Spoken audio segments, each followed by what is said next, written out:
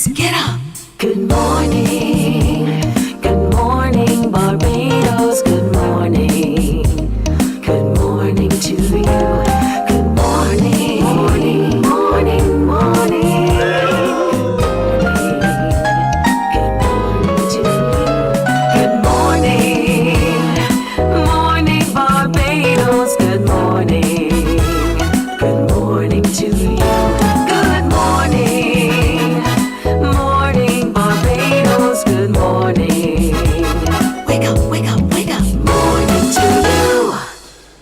Indeed, morning to you all and welcome to Monday the 11th of May 2026. Here's hoping you have a tremendous day. As a matter of fact, at a minute to 6 o'clock this morning, I heard the sound of something I hadn't heard in a long time. The rain on a tin roof.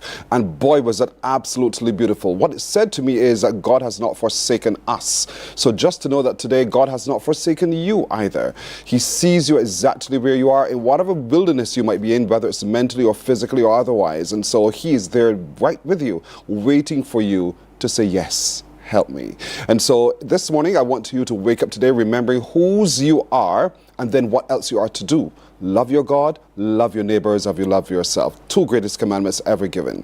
To all of you joining us on our streams on Facebook, YouTube, and our website, cbc.bb, good morning. How do you do? Share the show, share the love, bring others along. It's okay for you to have your conversations with each other. We love it too when you comment on what we do. So we look forward to you engaging in what we do. And as always, as I ask every single morning, if you know of someone or who has a story to tell, then tell us about it. And you can do so by sending us your email. Your email is right there on your screen. It's morninbarbados at cbc.bb. Morninbarbados at cbc.bb. To all of you, we say thank you for doing so as well. Hope you had yesterday a lovely Mother's Day, not just food, but fellowship. Fellowship is absolutely important in church, in your restaurants, at the beaches, wherever you went yesterday. We hope you really feted Mommy and made her feel absolutely special the way she truly is built to be. And speaking of mummies, there's one Barbadian mother who is now in Colombia with her daughter. We shared with you the story of Noi Jemmott, who is 17 years old, a student of the Barbados Community College. She wants to be an engineer, but she's been hit in the last couple of weeks by the diagnosis that says she has acute leukemia. And so we've moved the earth. We've taken her to Colombia together, all of us, making donations towards the cause, but the bill continues to mount because her treatment every single month is in the range of $130,000 US. So your giving is absolutely important. But her mother wanted to say thank you. She sent us a message which we share with you now. Hi guys, I'm here just to give a quick update on Noi. I recognize that my country, beautiful Barbados, has really rallied behind me and my daughter. We got a confirmed diagnosis today. It is in fact ALL. And Noi has started chemo. She has been amazing through this process.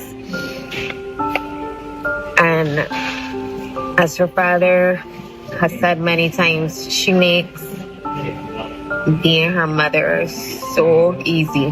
Her strength and her tenacity really helped me to be strong. Really needed to come here and thank you all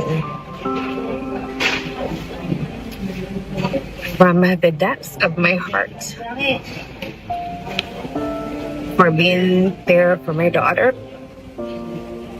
I cannot express the level of gratitude to have for every single person that has donated, every company that has donated, the outpouring of prayers and support. Some of you say prayers and send them to me. Those things touch me tremendously. And I want everybody to know that God is all in this. God is all in this. I hope you all recognize this. And yes, my daughter has to go through this, but knowing that God is here, God is with us, makes us know that this is doable and we can get through it. I will be in touch. I just can't. I wish I could say the words to let you all know. I wish I had the words. It is everything. And I'm just going to ask you all to continue to send positive thoughts and prayers for us. It makes all the difference. It makes all of the difference. So thank you all so much. Thank you too to the mother of Noi Jemmott, Kathy Ann, and so we thank you for your message of joy, hope. And so with the diagnosis she's received, the contributions that you make will help and go a long way towards her recovery. So continue going to the GoFundMe campaign, which is online, and also you can make a contribution to CIBC in the name of Kathy Ann. And so I want to encourage you to continue giving and giving and giving. Noi has to come back to us, and since your faith is strong, we know that together we can make this happen. Continue raising the funds, folks. This is absolutely critical. Beautiful little girl from the St. Michael's School on to the Barbados Community College who just wants to live and become a building and civil engineer. And so she has dreams. We can help her fulfill those dreams, but we can do so with the help of God. So that's the reason why that relationship with God is absolutely important, because nothing is impossible when you have God in your space. Coming up today, we'll meet a mother who has a couple of sons, and so they're here in Barbados to help us begin to help unravel some mental matters that happen with all of us. And so they're giving a free workshop on Wednesday. We'll introduce you to them. You've met them before. Also today, the choices that young people make, and sometimes their recreational choices cause them harm. The National Council on Substance Abuse will remind us of why it's important for us to monitor what's going on, but what's the latest that our young people have to face today. Bodies on Stage, there are two big bodybuilding events coming up at the weekend. We'll share with you a little bit more about that. If we look at the value of preschool education, then we understand how it helps our children to have the best start.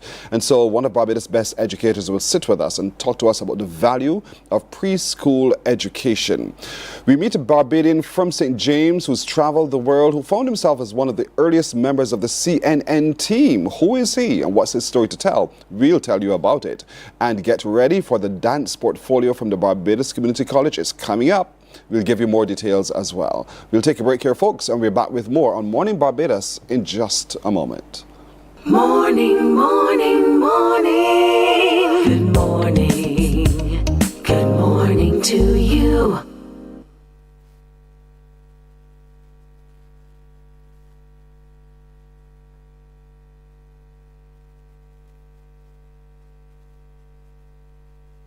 Some ask, what makes Barbados so special? We at Mornin Barbados say it's you, our exceptional youth. You are talented, resilient, and inspirational.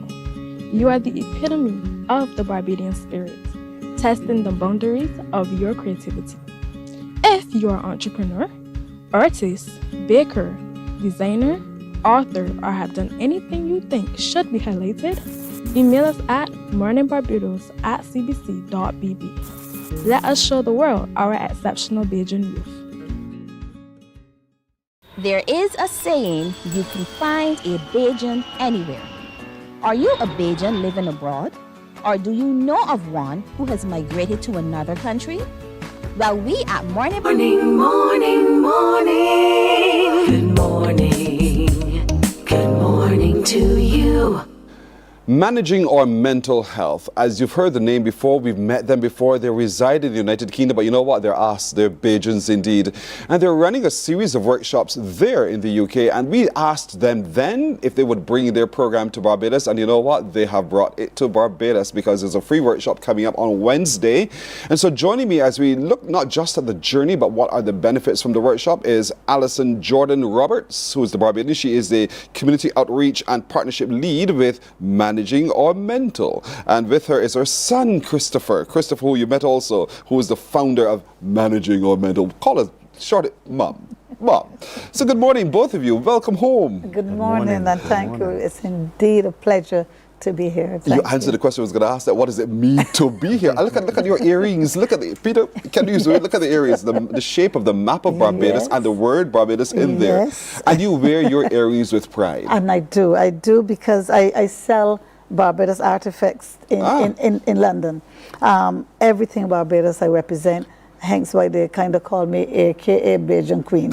There are many Bajan Queens, I'm one of them. But yes, I do try to promote Barbados in London and wherever I go as much as possible. That's right, your pendant to your chain as well with the broken trident. Yes. Christopher, where are your representations of so Barbados? I've got a Barbados ring here. So blue, yellow, and black. And normally I put my pendant on, but I left it off today. That's all right. That's all right. You still wear it with pride nonetheless every time you do. And the last time we spoke, Alison, the story has been that your sons were being stigmatized by what people perceive to be our color and what it means. Yes. So I have 3 sons in total, but Michael is the one who was born here in Barbados. My other 2 sons were born in London, but we went to Barbados in 1988 because I was born. We went to UK. I was actually born in the UK, but my mum brought me back here as a baby, and I spent 25 years here. I drove minibus. I was the first female footballer. I did lots of things here in Barbados, and I always recognized Barbados is genuinely my home.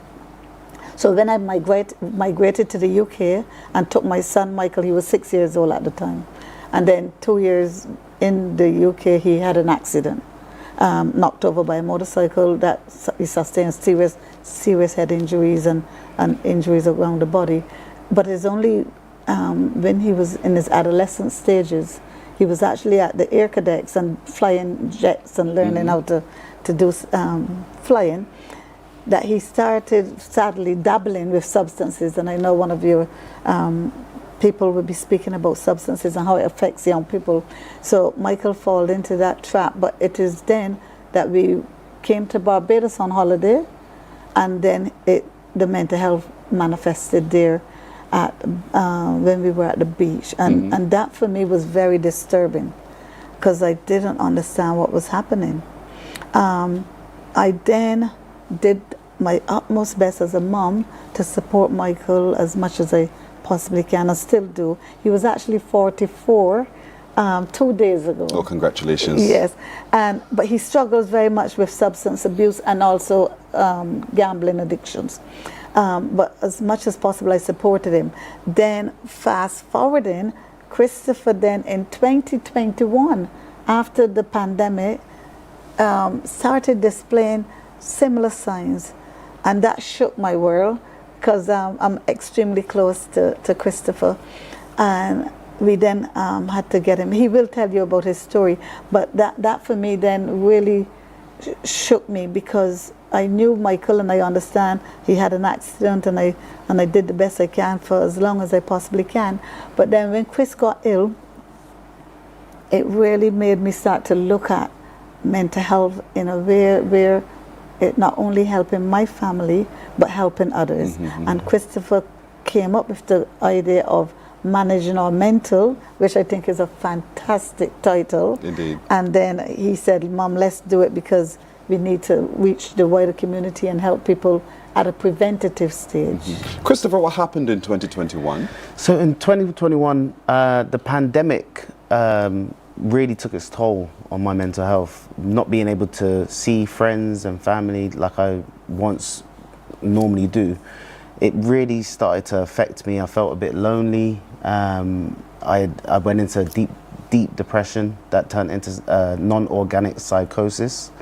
And I was actually sectioned under the Mental Health Act in the UK, where I spent 28 days inside a mental health institution. So it really rocked my world. And before going in there, I remember saying to myself, I would love a place where I could really talk about my mental health. I would love a place where what I call vomit, and just really get out all the things that's in my head. Unfortunately, there wasn't nowhere at that particular time. So I felt like I would have to create something myself. And then when I came out of the hospital, I spoke to my mother, my brother, my father, and another member. And I said, we need to make Managing Our Mental. We have to do something so that we can help someone like myself to stop them from going to that secondary mental health care. Managing our mental requires one, you have to be able to define it, whatever that and acknowledge what it is, and then to be able to redesign it or at least begin to care for it. And I keep thinking of the Bible verse that says, protect your heart and mind, because it's so important. Your heart and mind, how you feel and how you think are so important, and one or the other can really control your path. And you've decided in 2021, we're going to make a difference here from then, because even in spite of the fact that I didn't do this to myself, I still have to go through it. My heart and my mind is dealing with it. So Mom, you set up. And what happens in Mom? Because you brought the workshop to Barbados, so what happens? Yeah, so with the workshop, we've got Mentality, which is a men's talking group, because men tend not to talk about their feelings, talk about their mental health. We've got a Sister Circle, which is a female-only circle, run by Alison, my mother. And then we've also got Brain... I know. I was trying to be. But we've also got brain retrain as well, where we're just retraining the brain to, just to dig deep, especially when you're going through mental health issues, to really dig deep and go through that toolbox that I once needed. And so you dig deep. Yes. To reset the seeds for growth this time around. And so what do you see down there? What are some of the techniques? Is just conversation alone?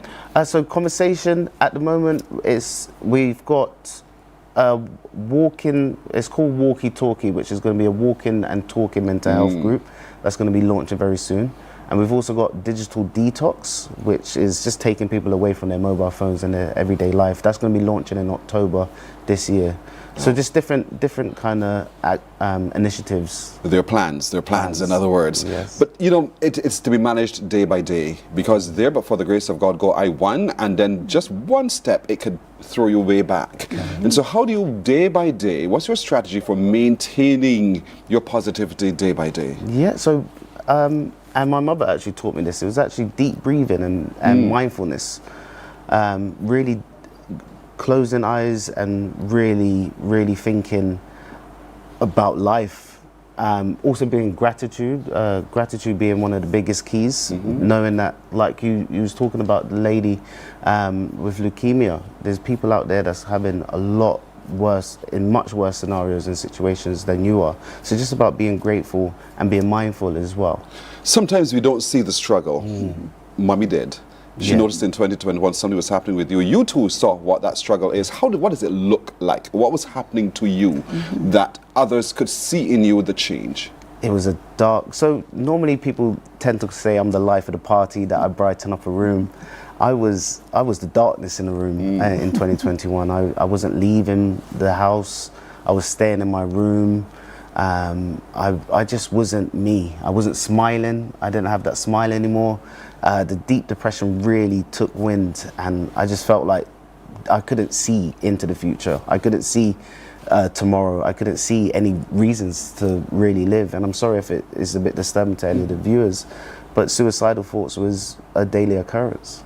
Alison, you're hearing this for the first time? Oh no, I've heard it many times. And so you tried, no doubt, as Mummy, I mean, you're close to Christopher, to pull him into the light. Yes. And it felt as if the more you exerted the energy to do so, the further he was slipping away from you. Yes. So when he made that decision to do something about it, that must have been so much joy to your heart. It was joy, because even if I go back a little further with Michael, I actually then decided to study psychology to understand what was happening. Because when Michael got ill, I couldn't make sense of mental health. So I did do a psychology degree.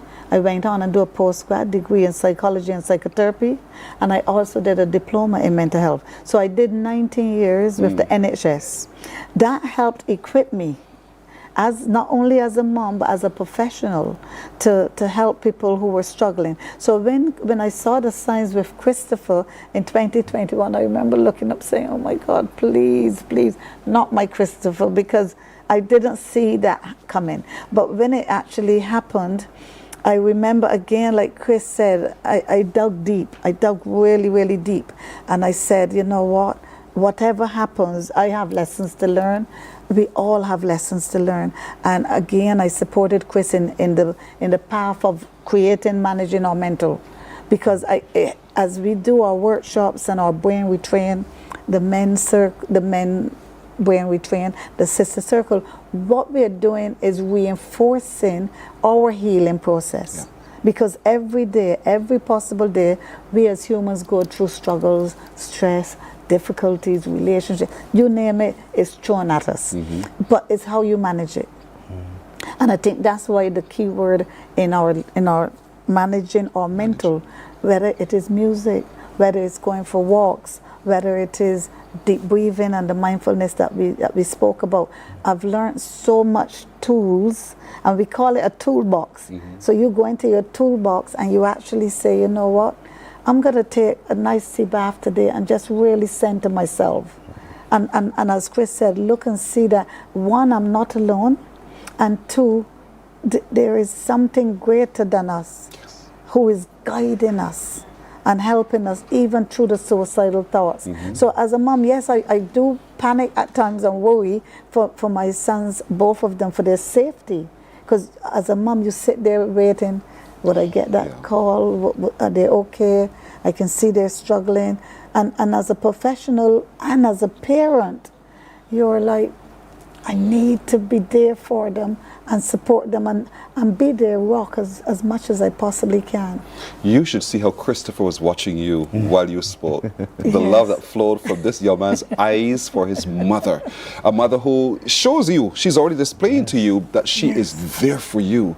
That whatever it is, she's step by step with you. And imagine then our Heavenly Father. This is only your earthly mother. Imagine your Heavenly Father who sees you even before you saw you, or when we saw you, and who says, where are you going and where are you coming from? And so he's ready to answer, help you manage that distance as well. I want to take a break right here, folks. When we come back, we'll continue this inspiring story, but there is hope, and they bring hope, have brought hope to Barbados. We'll tell you more about the upcoming workshop as well. Stay with us. Back in a moment. Morning, morning, morning. Good morning. Good morning to you. There is a saying, you can find a Bajan anywhere. Are you a Bajan living abroad? Or do you know of one who has migrated to another country? Well, we at Mornin Barbados would love to have you or them on our Bajan Afar segment. Share your amazing stories, experiences, and how you have adapted to a new culture.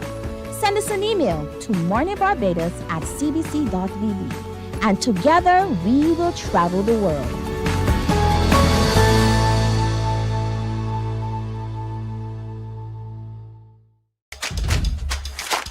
This is where Barbadian football lives. Every Monday from 8:03 p.m., step onto the touchline. A 30-minute show featuring the BFA Premier League. Morning, morning, morning. Good morning. Good morning to you. Alison Jordan Roberts and Christopher Jordan, they're here with us in Barbados because Christopher has founded an organization known as Managing Our Mental, known as MOM. That organization provides support. It also provides a toolkit to be able to move beyond what you see to be despair into light and possibility. And it's a journey. It's not a destination that you meet in one go. It's a journey day by day, moment by moment, because moments knock us. We are all human, and from time to time, we are knocked down, but we were not built to break. And so MOM is an opportunity for you to get to know more about how strong you truly are. How blessed you truly are. Maybe I'm talking to you today, and if it is you I'm talking to, then get ready for a workshop coming up.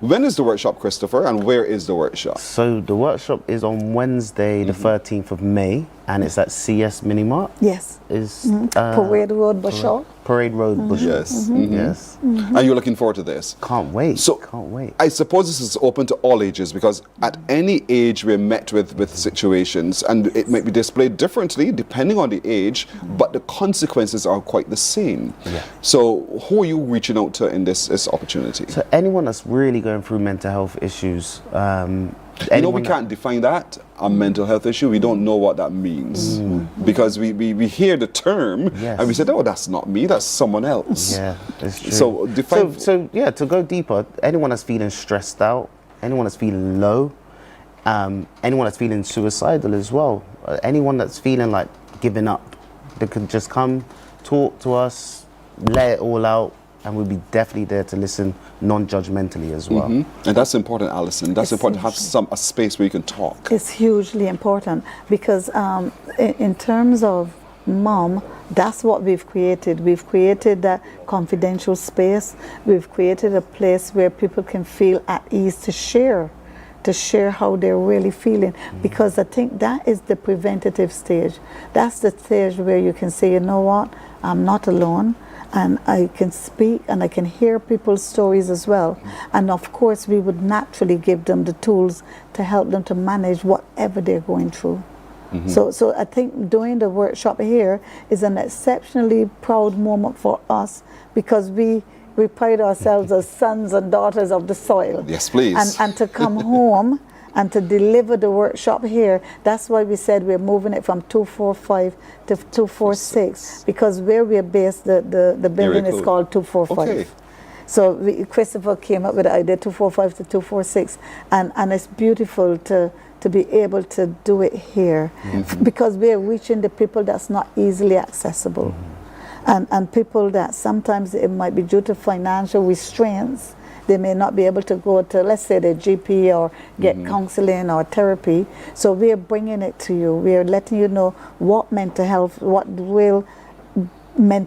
in its deteriorative state, what it looks like. Because as you rightly said, sometimes we're going through it, but we don't even know we're going through it until you start to recognize and identify, I'm not sleeping, I don't feel well, my stomach is churning, it's in knots, I feel angry, I get these horrible thoughts, I want to hurt myself or others. It's then when you start to explain, well, look, you're actually maybe going through something and you're just not coping. And not coping, and need to talk about it. Because a lot of our issues would have started, not all, but from early childhood traumas. And sometimes then life starts to throw other things at us, and we don't know how to cope. So it's teaching people, yes, that it is okay not to be okay, but it's also giving them the tools needed so that when they do feel stress, they can access services such as mom. Yeah, this is so important. It's Wednesday coming, the 13th of May, Wednesday coming at CS Minimart on Parade Road, Bush Hall, St. Michael. Look at your screen.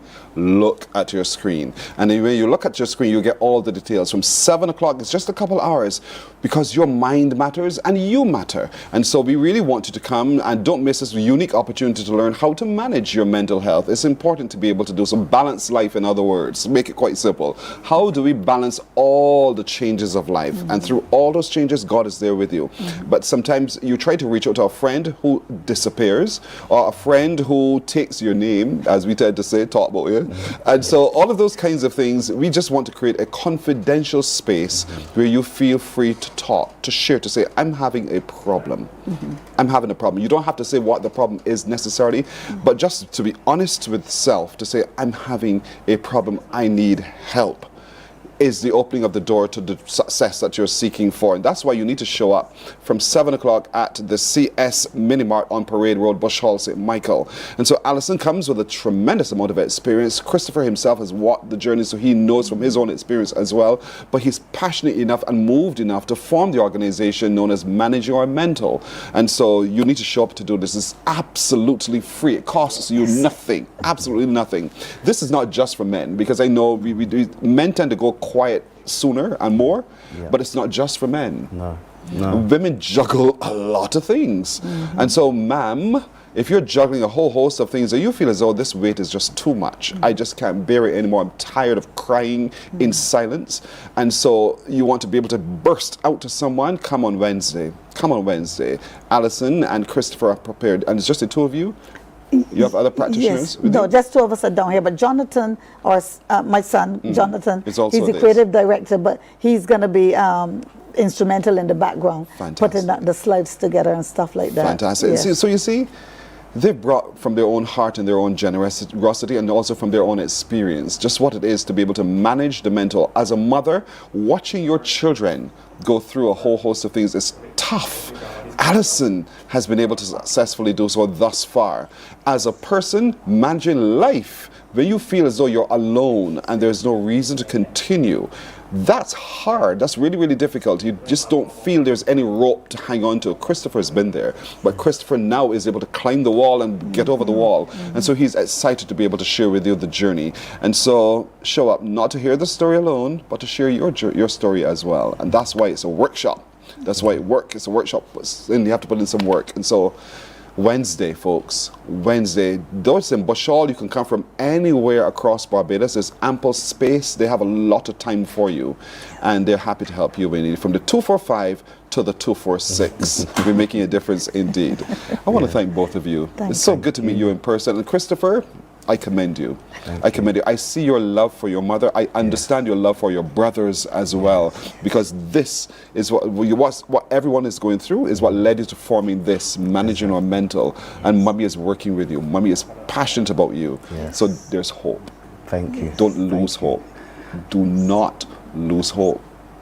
Okay, Chris? Thank you. Thank you promise so me much. that? I promise you. All right. I promise And I you. hope that Michael is going to do much, much better real soon. Thank you very much. By the grace of God. By the grace of God. I pray. My main tool is prayer. And I pray for my children every possible day and for the wider community as well. You know, yesterday in church, sorry, I have to wrap up, I know, but yesterday in church, the sermon focused on Hagar, who found herself running away as a slave girl. She was impregnated, but her mistress tossed her away, just got rid of her. She ran into the wilderness, and God met her there and said, "Where did you come from, or where are you going?" And that began her change. It was brilliant. I'm telling you, it resonated with me as well. So it can resonate with all of you. God is asking, where did you come from, or where are you going? Because with me, I can take you where you need to go, but you need first to be honest with self. Thank you so much indeed, Alison and Christopher. Thank you very much. You're welcome. All the best indeed. Thank you. All right, Morning Barbados takes a break. We're coming back with more in a moment. Morning, morning, morning. Good morning. Good morning to you.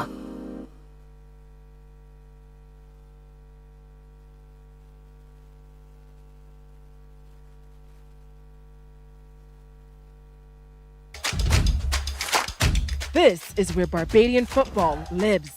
Every Monday from 8:03 p.m., step onto the touchline. A 30-minute show featuring the BFA Premier League. Join Anmar Goodrich Boyce and Damien Best as they review the action. The goals, the grit, the glory, and the stories shaping the league. From kickoff to the final whistle, this is your front row seat to Monday Night Football. Touchline, bringing you closer to the BFA Premier League. See you on the touchline, live on TV8. Touchline, sponsored by Dasani. Live first, Dasani after. And Powerade. Pause is power. Preserve your personal priceless memories. Here at CBC, we transfer VHS, DVDs, Beta, U-matic, and DV cam tapes to modern digital formats. Safely, quickly, and affordably. Call CBC on 467-5437 to get started. In just 2 weeks, your memories will be ready to relive and share again.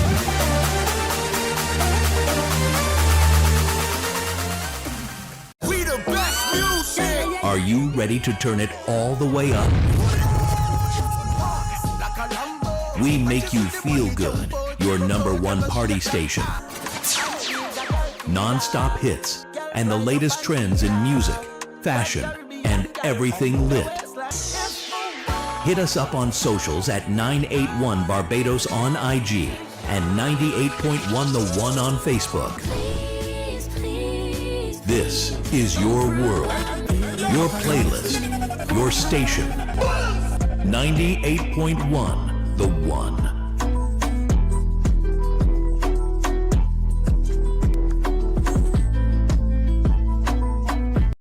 Books open your heart, your mind, and your soul. They are educational, entertaining, inspiring, and motivating. Are you an author of a recent book you want to share? Then Mornin Barbados would love to feature your book in our The Next Chapter segment. Send us an email to morninbarbados@cbc.bb. That's morning without the G. Come and let us turn those pages together. Some ask, what makes Barbados so special? We at Mornin Barbados say it's you, our exceptional youth. You are talented, resilient, and inspirational. You are the epitome of the Barbadian spirit, testing the boundaries of your creativity. If you are an entrepreneur, artist, baker, designer, author, or have done anything you think should be highlighted, Morning, morning. Good morning. Good morning to you.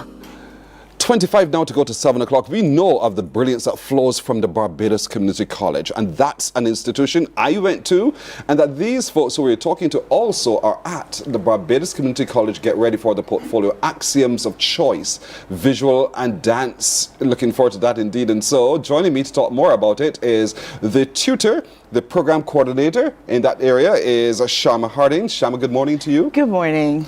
They now know your first name for the first time? No, they always call me, they actually call me Auntie Sharma. Okay, fine. So you're good with that. All right. With her are two second-year students in Janaya Nurse. Good morning, Janaya. Good morning. Good. Oh, I like the way you said that. And Diara Nurse.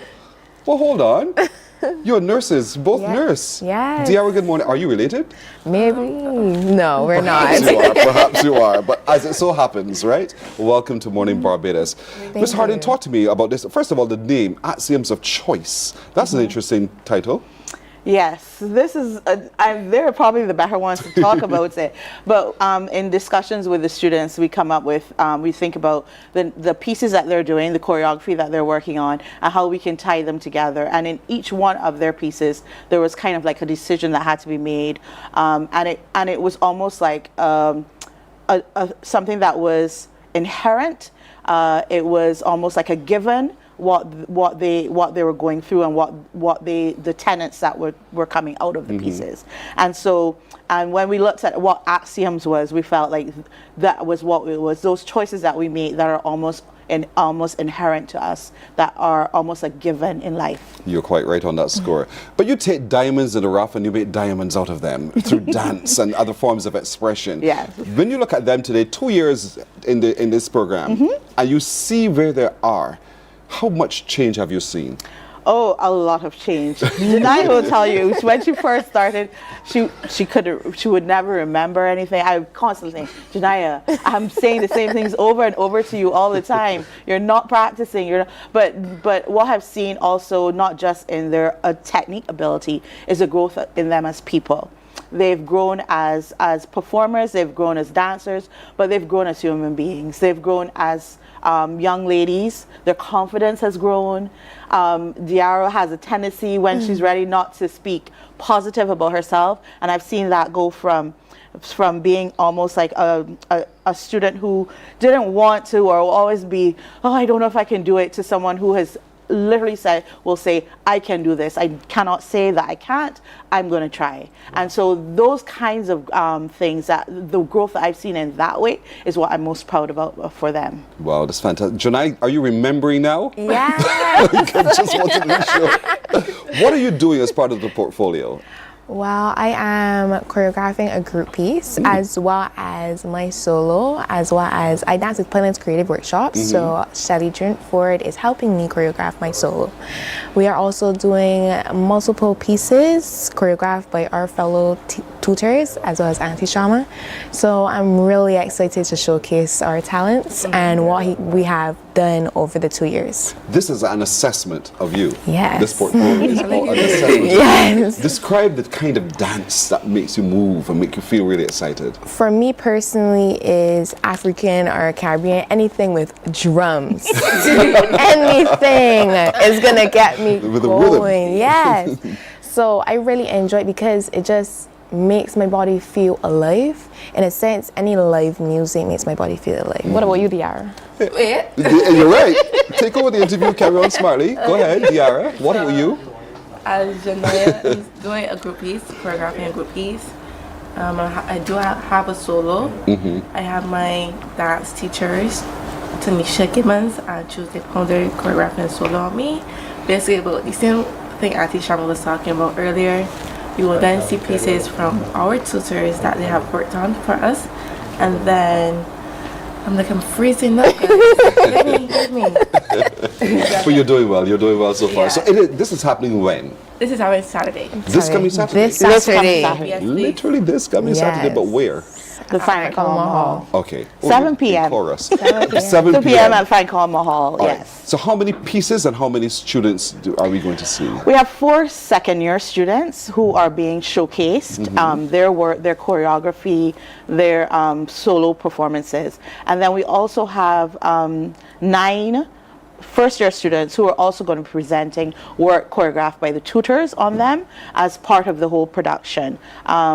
We have our tutor pieces which they'll be assessed in as well for performance. So the course there is an actual course called Portfolio and Performance. So they have to choreograph.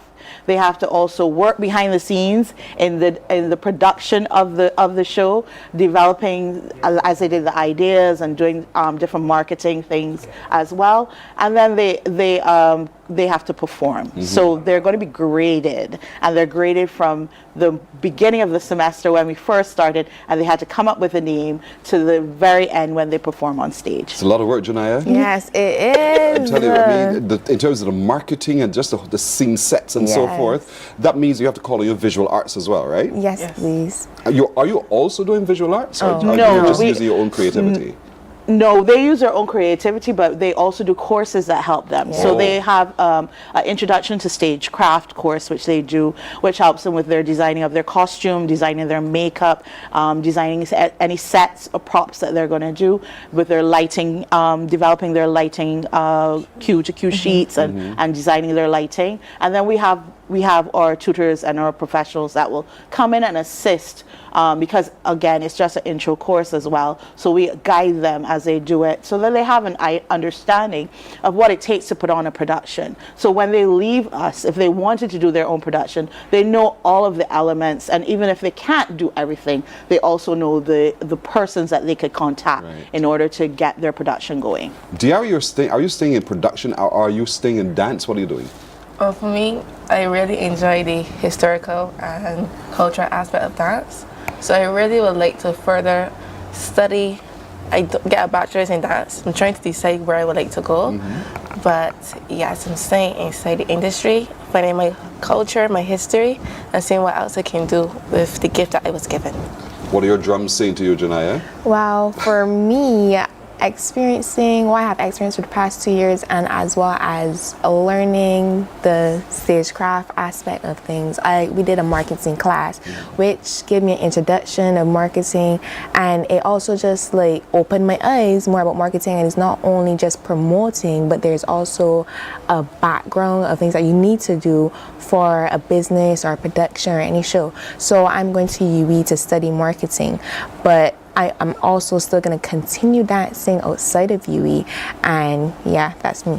There's a plan. Both of them have plans. And so, Ms. Harding, talk to me. Is it a 2-year course generally? Yes, it's a two-year associate degree is what they will leave with. And they do maths and English and politics and cultural studies and as well, along with all their dance courses. But they spend the 2 years doing courses in ballet, modern, and Caribbean dance. And I'm a big proponent of the fact that they're dancing in the Caribbean and they must leave understanding at least some of their Barbadian cultural heritage. So they do landship, and they do stick licking, and they do other traditional dances from around the region as part of their tuition in Caribbean dance, so that they leave well-rounded. They're going to have the techniques of modern dance from Graham to Horton, which are US-based styles. They'll have their ballet, their traditional ballet styles, but they must be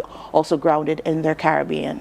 Wow, well-rounded indeed. So Diarra, when is it, where is it, how is it going to be structured, and how can I get inside? Okay, so it will be at the Frank Coleman Hall, 7 p.m. How you can get a ticket, we have as students, we have A&B's music supplies, and then the BCC but source. So you just go, say, I would like to go to Dance Portfolio, and the tickets are $50. Once you arrive, somebody will help you, and you will get inside. I'm sure it will be an experience. So get there, you enjoy, and Yeah. It's this Saturday. This Saturday, May 16th. I forgot that, but May 16th, 7 p.m. sharp. They did the marketing course. Yes.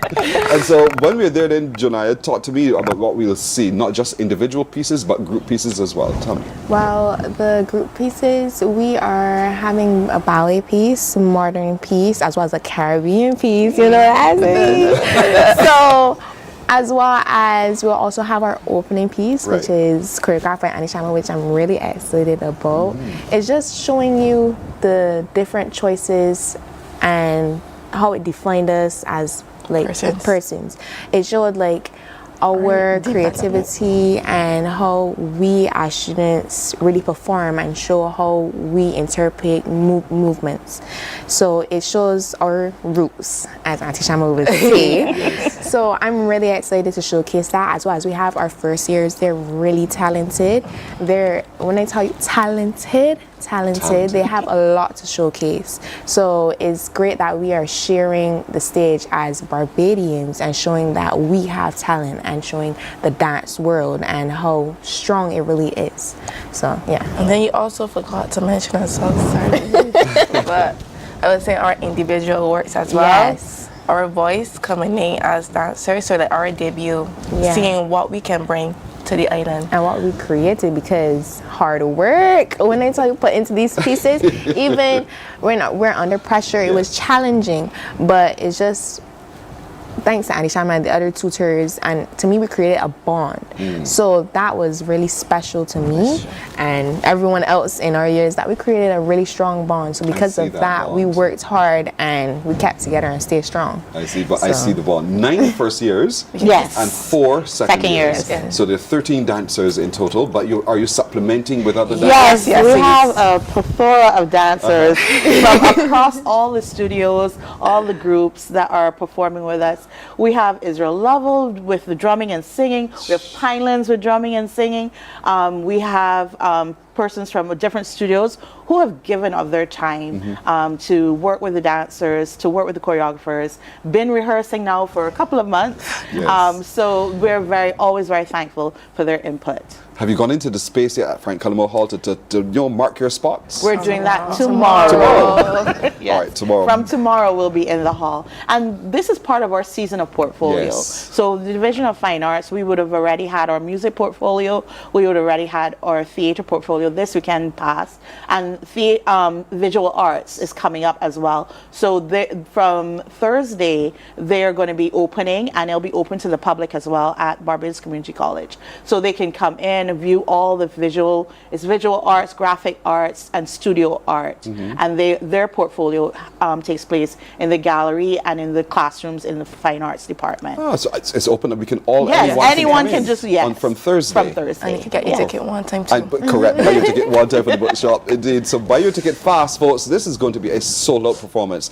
Dance, the portfolio axioms of choice, presented by the students of the Barbados Community College in their dance program. And they're looking forward to having you there in the Frank Cullimore Hall with your cheers and your applause, and just to be mesmerized at the level of choreography and skill that these young people bring. Indeed, there are dancers, there are male dancers there as well, but everyone is looking forward to seeing you there. So let's show up to give them their fullest support. Indeed, it's this coming Saturday, beginning at 7. You know the Frank Cullimore Hall, they will be prompt on time. That means you need to get there quite early, not to miss the opening piece that Auntie Shaba has choreographed, which, as Jonaya tells us, is going to be the bomb.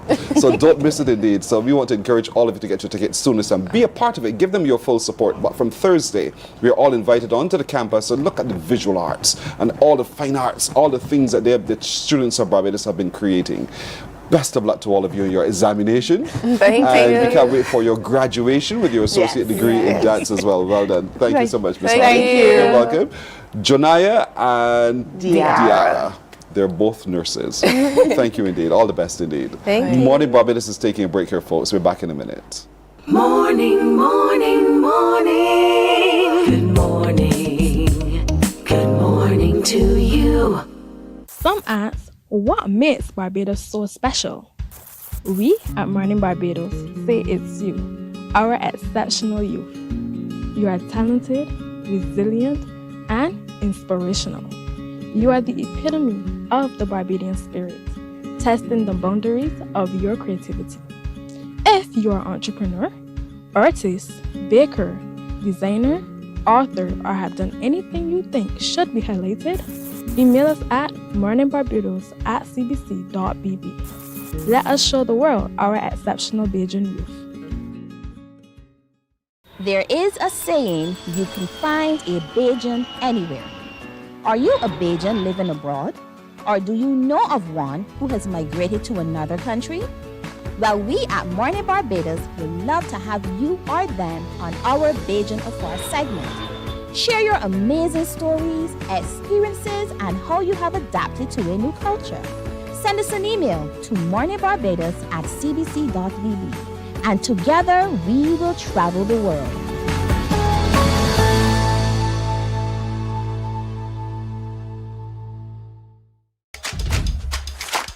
This is where Barbadian football lives. Every Monday from 8:03 p.m., step onto the touchline. A 30-minute show featuring the BFA Premier League. Join Anmar Goodrich Boyce and Damian Best as they review the action. The goals, the grit, the glory, and the stories shaping the league. From kickoff to the final whistle, this is your front row seat to Monday Night Football. Touchline, bringing you closer to the BFA Premier League. See you on the touchline, live on TV8. Touchline, sponsored by Dasani. Live first, Dasani after. And Powerade. Pause is power. Preserve your personal priceless memories. Here at CBC, we transfer VHS, DVDs, Beta, U-matic, and DV cam tapes to modern digital formats. Safely, quickly, and affordably. Call CBC on 467-5437 to get started. In just 2 weeks, your memories will be ready to relive and share again.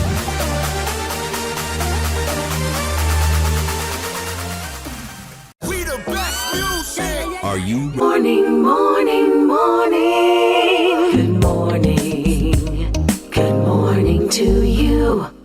There are two other massive events happening this weekend on Saturday and Sunday, and they will showcase the best of the beauty of the body. We're talking bodybuilding, folks. We're talking the upcoming Roger Boyce Classic. And so joining me to talk a whole lot more about them and that is our good friend, Shakira. Shakira Duglin, good morning to you. Good morning to you. Your public relations officer, of course, as always. And with next to her, massive man. He is back on stage. One and only Martinez Durant. Good morning to you, sir. Good morning. Oh, good to see you again. Tony Paris is across from me. Tony, good morning. You have multiple titles, so I don't even know what to call you yet. Ikita Katerina Petrova. Yes. I got that right. The IFBB Women's Physique Athlete. Stunning. Thank you so much for joining us. You're welcome.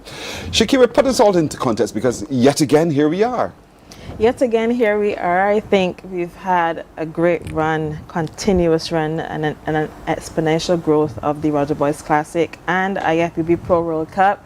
We are also having the Women's Physique Championship here again. The last time would have been in 2023, so we're given that ability to take care of the women's physique athletes this year and award them on stage in a special type of event.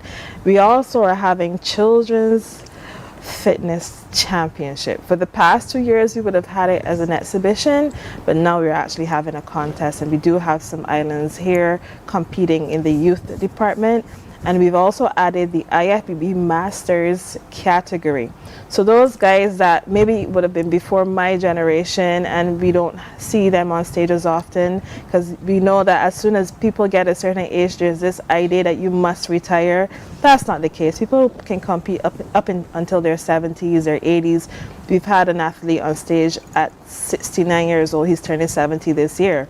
So we've offered this year for the first time an IFBB Masters category. So you're going to see some amazing athletes who have had a long career in bodybuilding coming back on stage this year at the Roger Boyce Classic. That's on May 16th as well as on May 17th. All right, so 2 days, Saturday and Sunday, and one of those that you've just spoken about who has not given up. is back in this one and only Martinez Joe. We know him as three times Mr. Barbados. Correct. He's still looking fantastic. Beat me to the core. CAC overall champion. You are also an IFBB Elite Pro status you have, and you've stepped back into the Masters category this time around. Correct. Preparation, how's it going? So far everything is on point. I would say golden. Golden. This is the last couple of days leading up to the show. No, I'm pretty much good to go. In other words, you're going to win this. That is the objective, yes. And you could have given up, as Shakira said. You know, so oftentimes people just say, you know what, I've had enough of this now. It's time for me to rest. I don't feel it in the way I used to feel. You still passionate about bodybuilding? Absolutely. I've been in this for 3 decades. Wow. Wow. Over the years, there have been some setbacks, you know, minor injuries. You would have told yourself, you know, getting older, turn it over. But there's always a case where you tell yourself, there's still goals that I haven't achieved. One of those was getting my pro card. So we got that. Then there was the introduction of the Masters category. So that put a new goal on the table. How about going after the Masters IFBB Pro title? So that brings me to this point.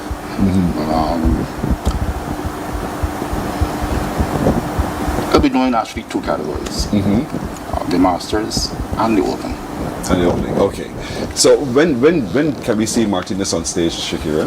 On Sunday, On May Sunday. 17th. Right. All the professional athletes on Sunday. Are on Sunday, and we have over 30 countries that will be coming to Barbados. We have 4 countries out of Africa. We have Dubai, we have the USA, we have Canada, we have Europe.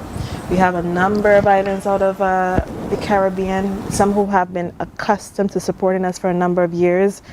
And I mean, the show continues to grow. I mean, this year we also have the event broadcasted on Flow Sport. There's a station that's more unique to Africa this time around.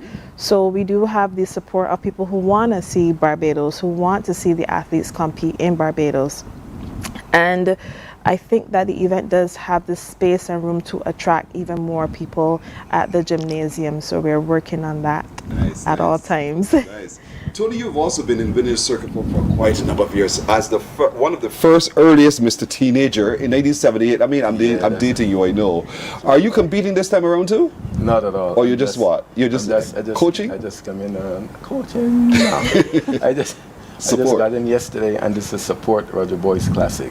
We go back over 40 years, myself and Roger, and we competed before, together, so we become really good friends. But bodybuilding in Barbados and the Caribbean, it has risen over the years, and you've seen some tremendous form rising to the core. Talk to me a little bit about what you see if you were to just critique the kind of bodybuilding we do in Barbados and the region. Well, here there's a lot more categories than back in the day.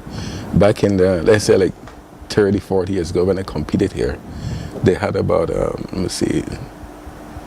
3 categories. They had bodybuilding, female bodybuilding, and masters. That was about it really. And now it's 7 or 8 categories in bodybuilding, which is really good.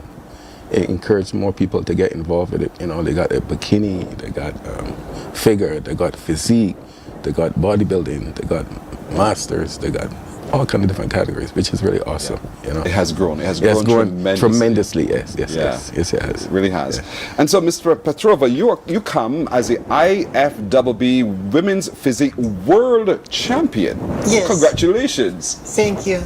In terms of maintaining physique, what work do you do? I train a lot. I train every day and do aerobical training for every day. 1 hour, 2 for 1 hour, 4 hours. Yes. Sure. Oftentimes, I'm sorry. Often people think it's not for the female. Leave that to the men. You say? No, It's not correct. It's for all of us. It's for all of us. And with Mr. Trevor, we'll be competing on Sunday as well.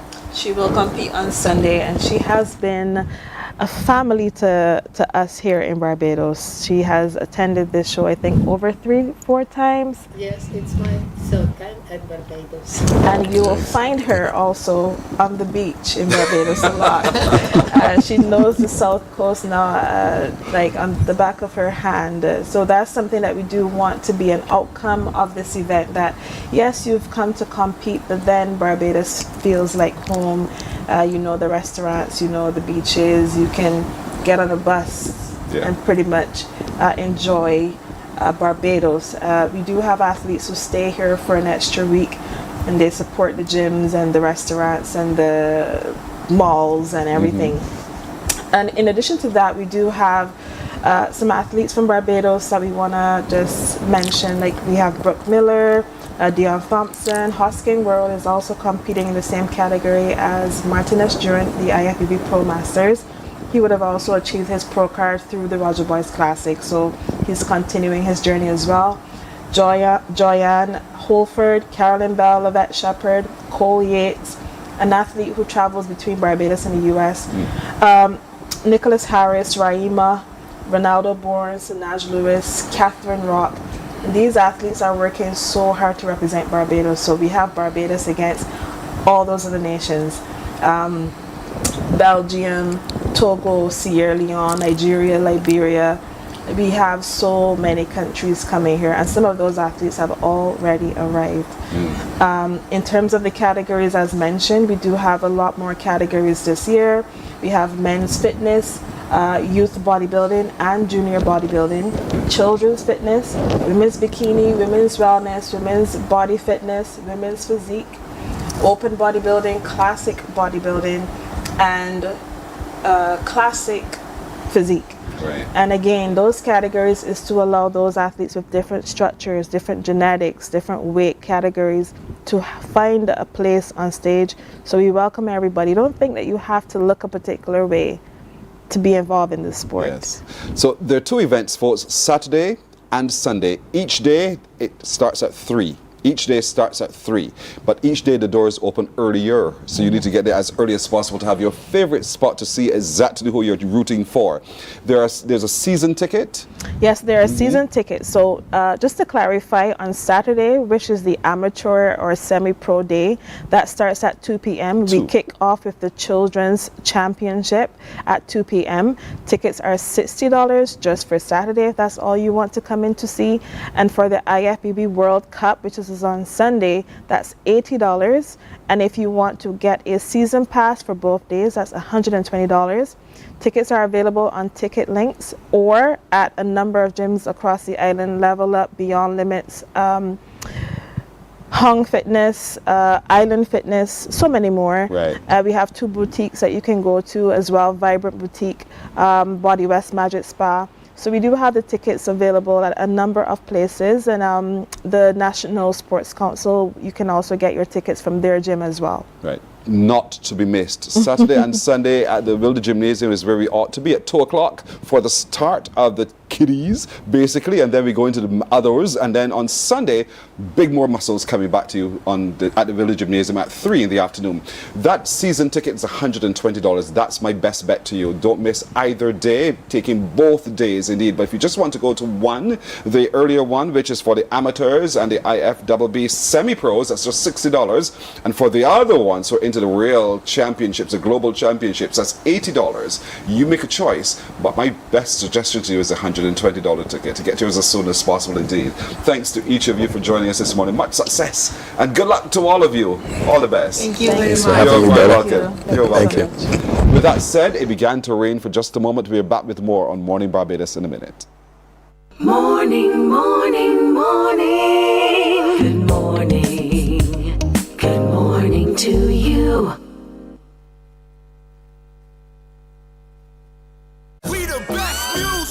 Are you ready to turn it all the way up?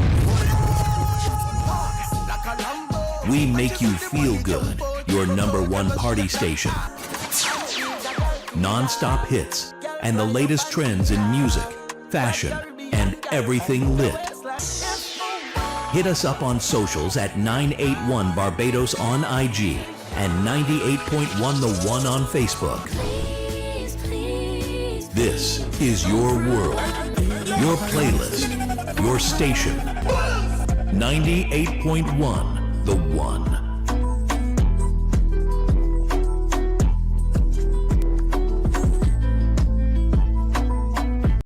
Books open your heart, your mind, and your soul.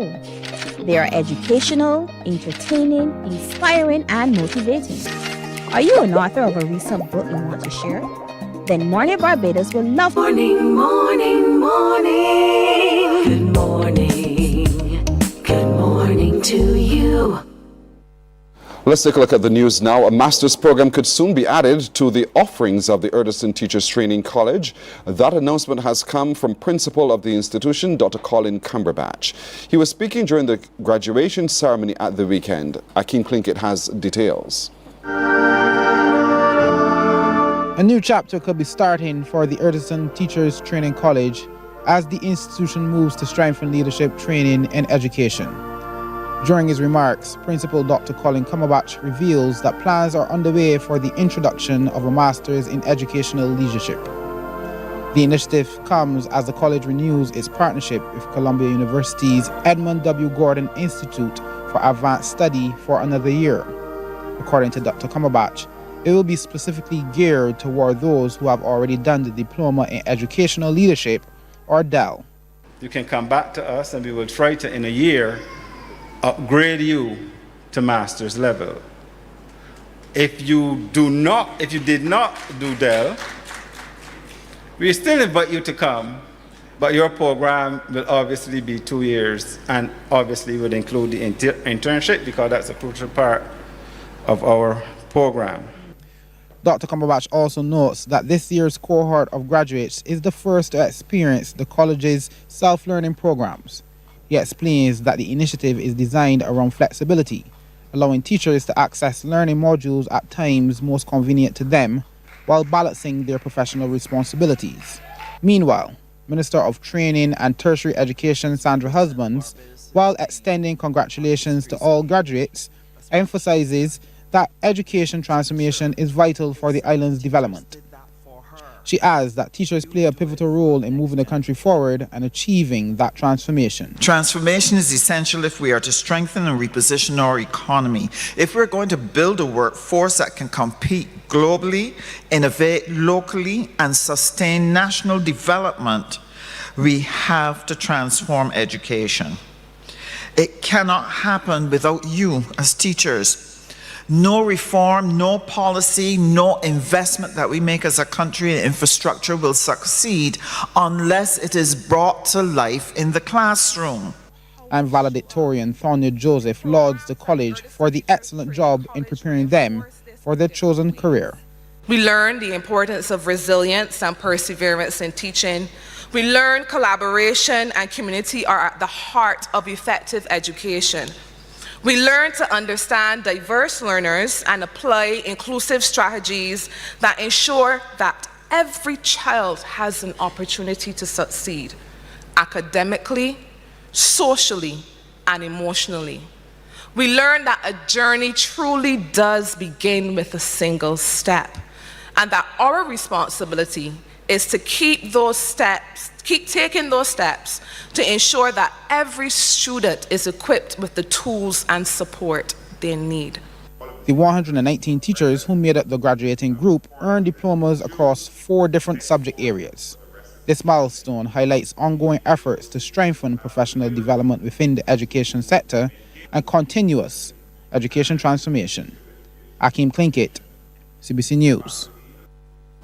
Thanks, Akeem. From September, the European Union delegation to Barbados and the region will become a regional hub for the management of EU partnerships across the Caribbean. This was revealed by EU Ambassador to Barbados and Ambassador-designate to the Eastern Caribbean, Her Excellency Fiona Ramsey, at the annual Europe Day reception at the Barbados Museum and Historical Society. She says this will be resulting in changes to the operations at the EU's office here. Ms. Ramsey gave insight into this development. In practical terms, this will mean a significant reinforcement of staff here in Bridgetown, and therefore an expansion of the EU presence, ensuring that the European Union remains a reliable partner in the region and for Barbados. Ladies and gentlemen, here's to a future of partnerships in action, and a future where countries, large and small, live in peace, stability, and dignity.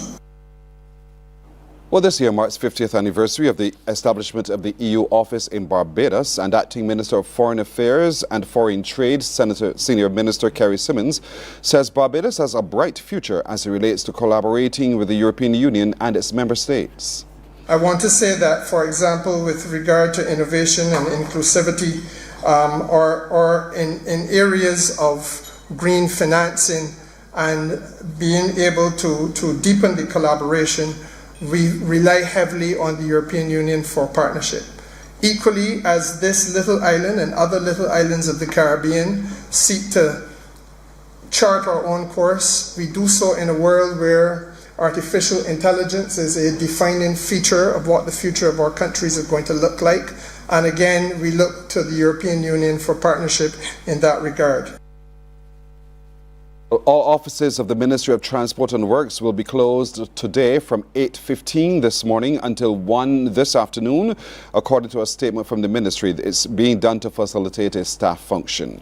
The closure affects all admin offices, the Barbados Licensing Authority depots at the Pine, Warrens and Holetown and the port branches, the Government Electrical Engineering Department and the Drainage Division and all its depots. The Ministry of Transport and Works apologizes for the inconvenience. In sports now, Barbados Pride fought back late with the ball against Tobago Red Force as both teams shared the spoils yesterday in the opening day of the West Indies Championship playoff match in Antigua. Winning the toss, opting to bat first at the Coolidge ground, the Red Force reached 298 for 7 at close. Opener Cephas Cooper led with 93, inclusive of 16 fours, while Terence Hines hit 51. Keeper batsman Joshua Da Silva is not out on 65. Bowling for the Pride, Shamar Springer has 2 for 31 and Johan Lane 2 for 56. Look at the highlights.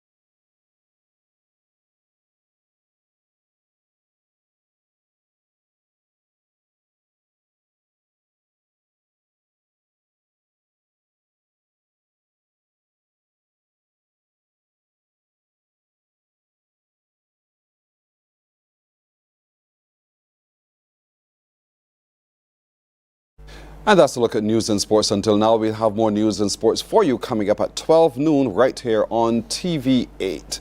Morning Barbados is back in a moment. Morning, morning, morning. Good morning. Good morning to you.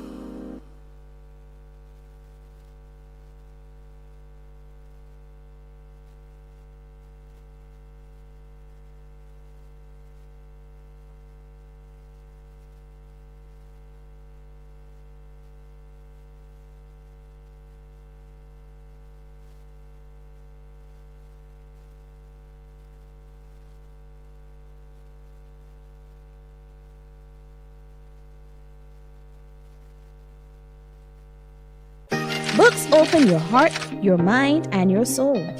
They are educational, entertaining, inspiring, and motivating.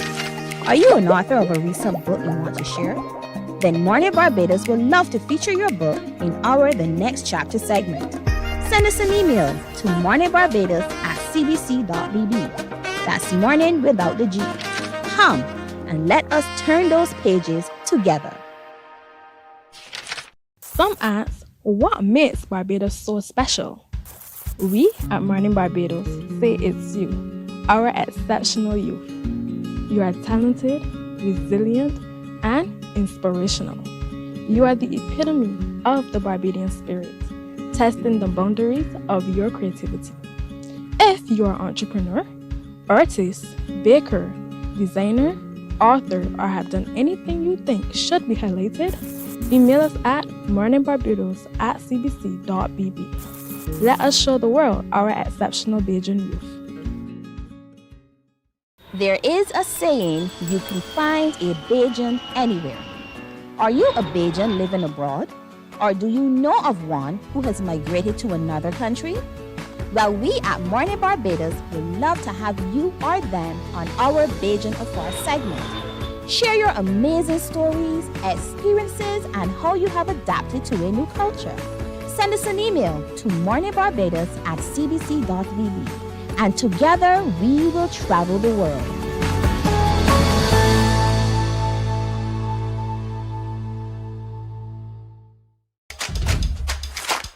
This is where Barbadian football lives. Every Monday from 8:03 p.m., step onto the touchline. A 30-minute show featuring the BFA Premier League. Join Anmar Goodrich Boyce and Damien Best as they review the action. The goals, the grit, the glory, and the stories shaping the league. From kickoff to the final whistle, this is your front row seat to Monday Night Football. Touchline, bringing you closer to the BFA Premier League. See you on the touchline, live on TV8.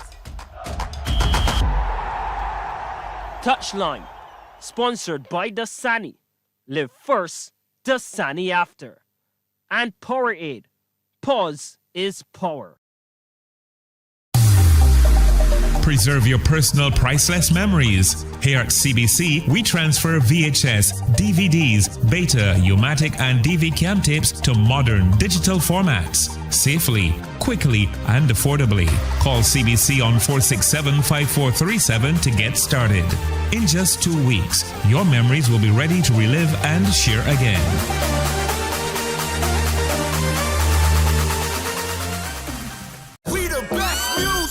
Are you ready to turn it all the way up? We make you feel good. Your #1 party station. Non-stop hits. Good morning, morning. Good morning. Good morning to you. 18 after 7 o'clock now. Let's look at some of the things our young people are getting up to. But don't blame the young people. I think a lot of us adults have to take some responsibility for what's happening with our young people as well. And so they're getting involved in consuming products and different things that can cause them harm. The National Council on Substance Abuse can help us understand what's the latest out there, what's going on, and how we can prevent or at least begin to reduce the incidence of our young people having a passion for those things that they know are harmful to their bodies. So Troy Wickham is the Deputy Manager at the NCSA, and with him is our good friend as well, Makeda Bourne, who is a Substance Abuse Prevention Officer. Good morning, both of you. Good morning, Pearson. In the news, we heard of these new vapes, these flavored vapes that have now been on the market. Have you heard? Yes, I have. To be honest, vapes have been around for over 5 decades. So long? So long, but the popularity has been increasingly growing among especially young adults and adolescents. We at the NCSA have recognized, obviously, by moving around the country from our counterparts across the region, that more and more young people are using these vapes as a safe alternative to tobacco smoking, the normal cigarettes. They're using these e-cigarettes because they're being marketed as a safe option to the regular tobacco cigarettes, and they're not as safe as they think. They're very, very harmful to them. It can be very harmful. Basically, they release lots of toxins in the body. They can impede their judgment. their impulsive behaviors, etc., because they are harmful. They do not have much filters at all. So it's important that they understand that these vape devices are very dangerous. Rather than operating ignorance, knowledge is what empowers you to know better and to be able to understand what's going on. But those are vapes. But there are other sweet treats that children gravitate to that are also laced with danger. Of course, again, most of these companies, especially tobacco companies, are using fruit-flavored vapes to induce or to market towards the younger demographic. I always say that if you have a young customer, you have a potential customer for life for a long time. And research has shown us that persons who engage in tobacco use, nicotine use from early ages actually continue for the rest of their life. And it's important that nicotine is a highly addictive substance, especially for young persons whose brains are now developing. You know, at the start of the show, I was speaking to folks about guard your heart and mind. Guard your heart and mind. And if we don't guard our hearts and minds, we find ourselves making some very bad decisions. And so, Makeda, in terms, education is one way to cause prevention, but what else can one do to help our children manage better this world in which they live? So it's important that as adults that we first of all understand the laws we're working with. So for instance, people need to understand that vaping in public places is against the law. According to the Health Service Regulation 2017, selling vapes to a minor, that is a person under 18 in Barbados, is illegal. They have to understand that whether flavored or not, marketing for your persons under 18 in Barbados is illegal. So understanding the law you work around as persons who sell vape, that is one of the key things. And then as parents and community workers, we need to understand the effects that Troy would have spoken to some as it relates to when people choose to use a vape. Give young people alternative, football, swimming, going out to the beach, having family session. I think a lot of persons are not doing a lot of family positive activities, and perhaps we could do something like that even if it's a games evening. In other words, the devil find work for idle hands. That's right. Let's create positive spaces so they don't have time to get in there with the devil. But anything that's flavored, when you smell the breath, you're smelling something sweet. You're not smelling something like smoke that would cause you to pause to think for a second that something's going on. So the parent has to be a little bit more observant. So what are some of the things that would change generally that would say that's not just a candy, this is something that's going on here? Yes. So one of the things we do with our education at NCSA is to highlight packaging. So a lot of packaging up front will look like something is healthy, because if you look at the vape packaging, you're seeing all types of fruits on it. So if you just look, and I always tell persons we shop by familiarity, we don't read. So it's important that we take time to read. So if we're looking for if it has on THC, because even they're selling products on the THC, which would be marijuana, and then it looks healthy in the packaging. It looks like food supplement and so forth. If it is nicotine, again, look for that, because the same vapes have nicotine, which is another drug, and again, the packaging of them look like if they're healthy supplements for the entire family. So even edibles, we have edibles overseas. I always tell persons when you're going to buy snacks and so forth, take your time to read, look for the signs, because there are a lot of things that having different drugs, some things that were seized that Troy could speak about, that they look like, good health supplements. But when they're tested, they're having these different type of drugs. So one of the things we want to encourage persons when you're shopping, if people are shopping to send in things for you, ask them to read the labels. And you yourself read the label before you choose to give that child, because a lot of things might even have an alcohol. And you just take up a drink, it look pretty, and especially there's one that people say because it has in less than 5%, especially around Christmas time, they tend to give children, but that is still harmful to the brain and the body. So please, we have to remember to read the labels before we introduce our family to different products. I thank God I have no tolerance for alcohol whatsoever. So that ain't trapping me. And so, but Troy, Makeda just talked about seeds. And you're talking about the nuts and those kinds of things that we tend to chew on and just have a little light snack with. What else is popping up really at the NCSA that we out here, and I say it that way deliberately because I'm with you, viewer, that we out here don't know about? Let me say, I had the opportunity to travel to Europe way back in 2019, and I was alarmed by the number of marijuana products that are on the shelf being marketed as healthy alternatives. Marijuana had marijuana lollipops, marijuana chewing gums, marijuana alcohol, marijuana cake, and I only recognized that they were laced with marijuana because I read the labels and I saw the branding. We have been seeing here local gummies, local candy, that persons can go to any regular variety shop, corner shop, and take these things off these shelves because one, they look like the regular product that does not contain the THC. However, when a small section of the labels, I saw the THC sign on marijuana leaf, and that indicated to me that this product contains marijuana. And it's important, as Makeda was saying, that we reinforce this message at the NCSA, that persons should read the labels because these things are being marketed to the younger demographic. As I said, a young customer is a potential customer for life. And it's important that parents pay attention to what their children are using. You check their bags. These same devices, you can have them as what we call thumb drives or flash drives. So you may take your child, have a flash drive to store information, but really and truly is an apparatus to smoking vapes. They have vape pens. They come in all shapes and sizes so that parents must remain alert. And we at the NCSA, we are not about taking away choices, especially from adults, but we're here to protect our young population. And it's important that we understand this. We're not about choosing for especially adults, but we're here to educate adults so they can protect their children. And we are about, because you must remember, science says a brain is not fully developed until a person is about 25 years old, between 25 and 30. So we don't want young persons getting involved in using any substances, especially nicotine, which is highly addictive that persons take for granted. As marijuana now is on the rise, we have been seeing these traditional drugs are still the most popular drugs in Barbados, but we have been seeing over the years a slow diversification in our local drugs situation where persons are now using synthetics. And these synthetics, I know I came here probably sometime late last year to speak about the semi-synthetic cannabinoids, which were in honey packs. And these were being sold on the corner shop.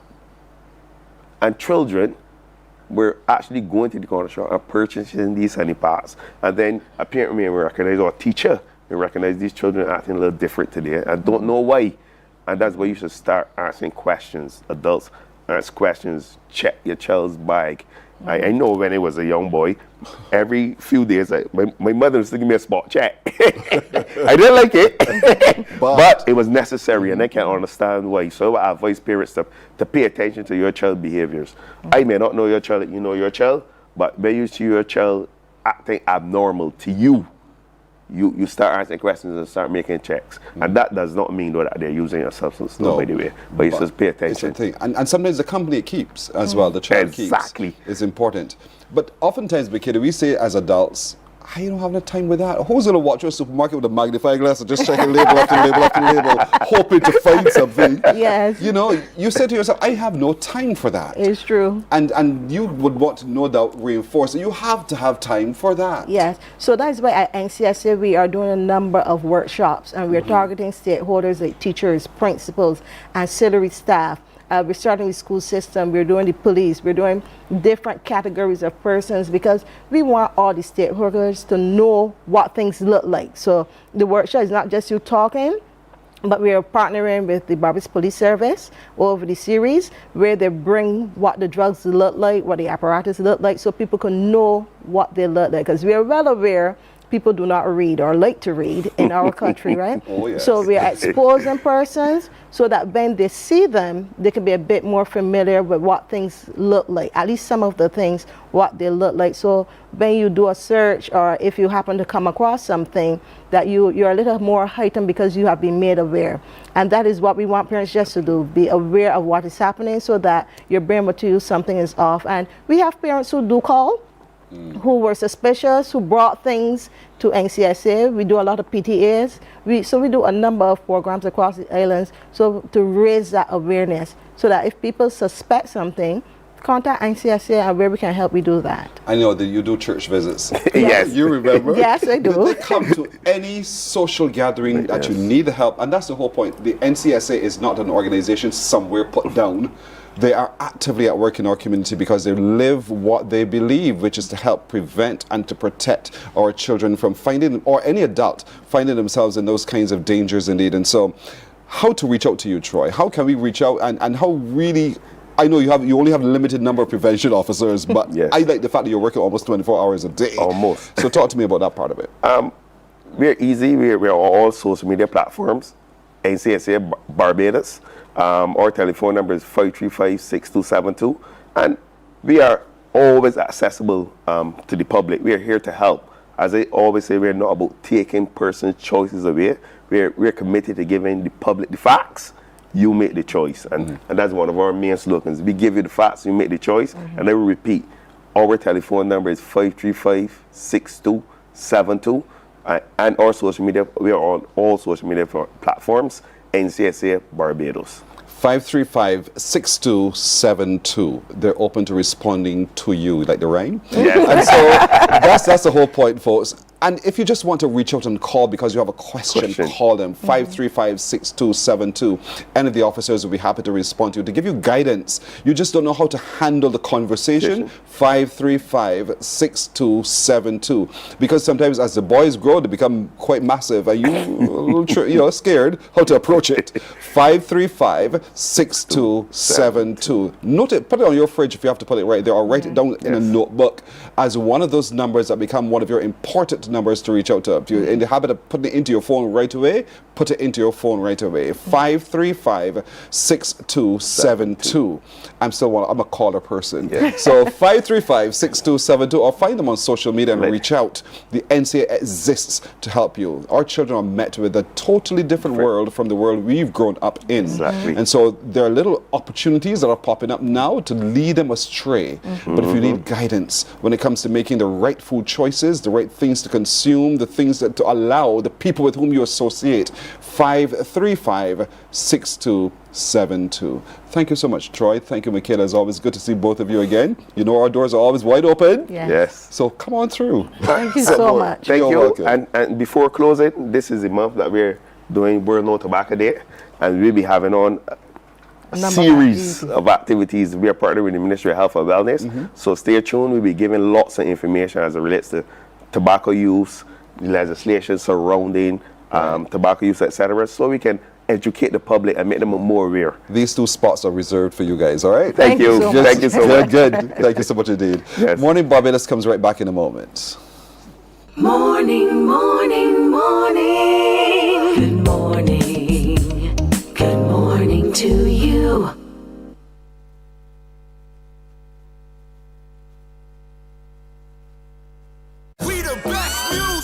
Are you ready to turn it all the way up?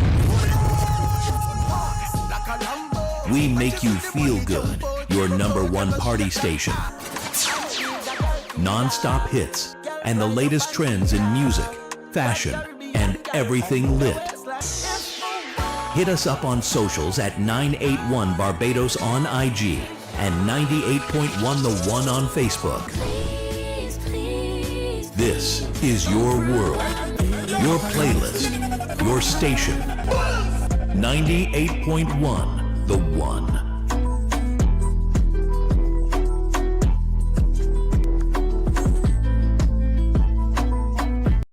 Books open your heart, your mind, and your soul. They are educational, entertaining, inspiring, and motivating. Are you an author of a recent book you want to share? Then Mornin Barbados would love to feature your book in our The Next Chapter segment. Send us an email to morninbarbados@cbc.bb. That's morning without the G. Come and let us turn those pages together. Some ask, what makes Barbados so special? We at Mornin Barbados say it's you, our exceptional youth. You are talented.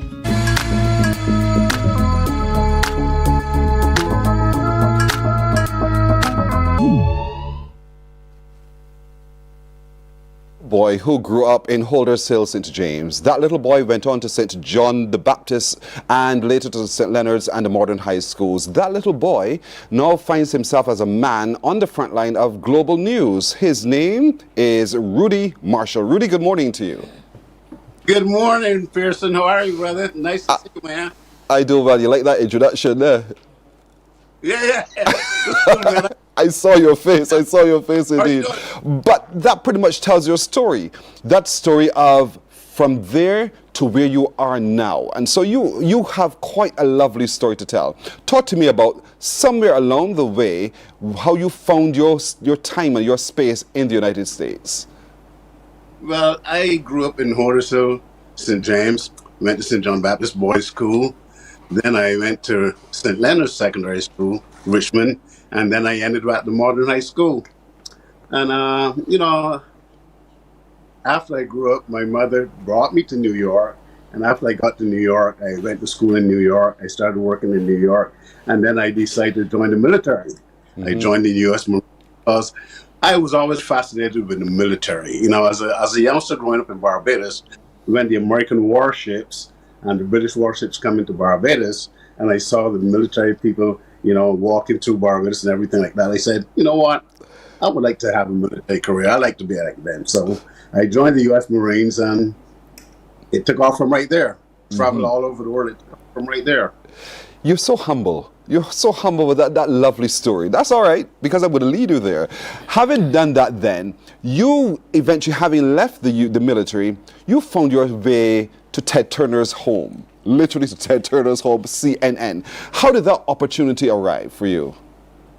Well, this is what happened. I'll start from the beginning. As a young man, I was interested in photography. I was always interested in TV photography. I used to watch CBC TV a lot, watch the reporters and news. I said, one of these days, after I got later on in life, I like to be like that. I like to be a reporter. I like to be a journalist. I like to be a filmmaker. So after I got out of the military, I went to Miami and I got a job working at a local NBC station in Miami. After about a year, New York, and I went and applied at CNN. CNN says, you know what, with your experience that you had in Miami, we need people like you, because CNN had just started. It started about a year before, and no one knew who CNN was. All the other networks, NBC, CBC, CBS, BBC, they all said, you know what, who is going to watch Ted Turner 24-hour news? Yes. And no one is going to watch news 24 hours a day. So everyone started laughing. So Ted Turner, he said, look, we need some more people with experience to come and join CNN and help us push us up in there. So I went and joined CNN and took off from there. It's people like me, people like me and others like me who have raised CNN in the end, got CNN established. So you see the world through your lens, and then that led you also to dabble in journalism and directing a whole host of other offshoots of what you like to do. And so you've traveled with presidents, you've traveled with paupers, you've seen war up close, you've felt the pain and struggle of many, many people indeed. How has all of that impacted you, Rudy Marshall, the little boy from Holders Hill? Well, you know what, Pearson, it has taught me quite a lot, because no matter how bad you think you might have it, there's always someone else who has it worse than you. So by traveling the world, I've seen everything from A to Z. Like people, you learn about people, you learn their cultures, you learn how they live, you learn what they eat, what type of music, and everything like that. And as far as a photojournalist, a cameraman, I just did take pictures or talk to people. I felt their pain also, because like when you're talking to someone as a journalist, when you're talking to someone who has just lost a loved one, then you feel their pain also. And one of the stories that stays in my mind from years ago is that I was called one day and sent to the scene, and they said, look, Rudy, there's a 9-year-old girl just fell in the pond and drowned, and we need you to go there and get scene video. So I walked up to the pond with my camera, and I almost fell in the pond. Wow. I almost fell in the pond. So what happened is the pond was covered with leaves, and you could not tell it was a pond. So I felt that little girl pain. I, a grown man, almost fell in the pond. I experienced what that 9-year-old girl felt because she saw the leaves, and to me, it didn't look like a pond. And that little 9-year-old girl walked in the pond and she drowned. That was like 20 years ago, and that still registers in my mind all today. That's a powerful, powerful image, never to be erased indeed. But you spent time not just covering Fidel Castro, the very vaunted Fidel Castro, president of Cuba, but you also traveled with him. Talk to me about the character of the man who you met known as Fidel Castro. Fidel Castro was a very powerful man. Fidel Castro was a very powerful, and it's amazing. I traveled all over the world with Fidel Castro, and people love Fidel Castro. People admired Fidel Castro. People admired Fidel Castro, and I learned he was very intelligent.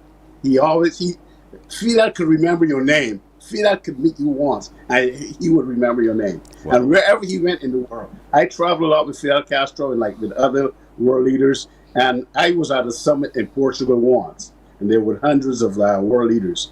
And everyone just came to the summit. They wanted to see Fidel Castro. He was the man that everyone wanted to see, Fidel Castro. What a story indeed. So, but while in Cuba, you saw the reality of life in Cuba. Compare the image from then with the image that you know now. And what do you see, and how does it impact you as a human being? Well, I'm glad you're talking about Cuba, because what a lot of people don't know, there's a Barbadian population in Cuba, but we don't know each other, because years ago a lot of Barbadians went from Barbados to Cuba to work in the cane fields. Mm-hmm. So they multiplied, they had families, but we never had a bond together. So there's a huge Barbadian population in Cuba, but we don't know each other. But about Cuba, it was quite an experience living in Cuba. Wow. Cuba, at this point, I don't want to get political or anything like that, but Cuba, at this point in time, I'm not a politician, but Cuba really needs help at this time. Yeah. Cuba really needs it. Living in Cuba, it reminded me of living in Barbados, like back in the 60s, somewhere around there. Wow. It really needs help at this time indeed, you're quite right. But then you also went to Venezuela, and there's another global character, Hugo Chavez, who became quite noted as well. So you know person, you know what's funny about this person? Because I seem to meet all the quote unquote what the United States call the bad boys. I seem to what the United States called the bad boys, but it turned out these boys weren't as bad as people say they were. Yeah. I met Hugo Chavez. He was very intelligent. He was a former paratrooper. You know, I spoke to him. He was very intelligent, and coincidentally, he and Fidel Castro were very good friends. Another one that I met. I tell you. You are living and have lived a life that many people have dreamt of. You actually faced fire. Look at this. While filming the beginning of the war in Afghanistan for CBS Morning, you met gunfire. Talk to me about that moment, if you can recall. Yeah, at that point, person, I thought it was done. I mean, the Taliban almost wiped me out, as you can see in the film right there. An Afghanistan commander told us one morning, like, let us go on patrol, and we're going to try to find out where the Taliban is hiding. So we were approaching, and he thought the Taliban was going to retreat, but no, the Taliban came forward, and they came forward with force, and they almost took us out. At one point, I started saying my prayers because, person, I thought it was done. But we got out of that. But Afghanistan, and also I covered Iraq. I've covered wars in Honduras. I covered the Contra Sandinista war in Honduras, and also I did a lot of coverage of Haiti. One of the most dangerous. What a lot of people don't realize is that Haiti is one. I'm not crying down Haiti, but Haiti can be one of the most dangerous places in the world. In fact, it's one of the most dangerous countries I've ever covered. That's an interesting point of view. Never knew that point of view. And so there it is. You faced danger. You faced life. You saw success. You saw power literally close up and you saw people with a heart. All of that you've done. Are you contemplating either one, doing your own documentary or writing a book about your experiences? Yeah, I mean, a lot of my colleagues in the United States say, like, Rudy, you should write a book or something like that, because I'm not trying to pat myself on the shoulder or anything like that. On the back person, but I've done a lot that a lot of other journalists have not seen. You know, I've done quite a lot, and with my military background, everything added up. And people says, "Look, Rudy, you should work." In fact, I'm going to give you a joke. Okay, a lot of people thought that at one point I was a CIA agent. They said, because they said, "Wait a minute, Rudy, you're ex-U.S. Marine Sergeant. You work for CNN." You travel to Iraq, Afghanistan. You travel all over the world. There's something about you. What it is about you, Rudy, that we don't know. CIA agent. I love it. Rudy, your story is so fascinating. You're so fun. I can't wait to see the documentary made on you. I can't wait to read the book written either by you or about you as well, so that we can all get to experience life as you lived it through the lens. Look at that. Emmys. I've won a couple of these. I've gotten a couple of these. You know, just because of my travel. Congratulations, my brother. Great work done, and we celebrate you here. We celebrate you here in Barbados as well for your phenomenal contribution to the world through television and television news and documentaries and storytelling. Thank you so much for joining us, Rudy Marshall, the little boy from Hoyts Village. It's a pleasure, brother. Take care. You're welcome. Take care as well. Take care. Okay. The little boy from Holders Hill who is now living the world, sitting on the front line of life as it unfolds, telling us the image that he sees indeed. And so we celebrate him indeed, a Barbadian. We're back with more in a moment.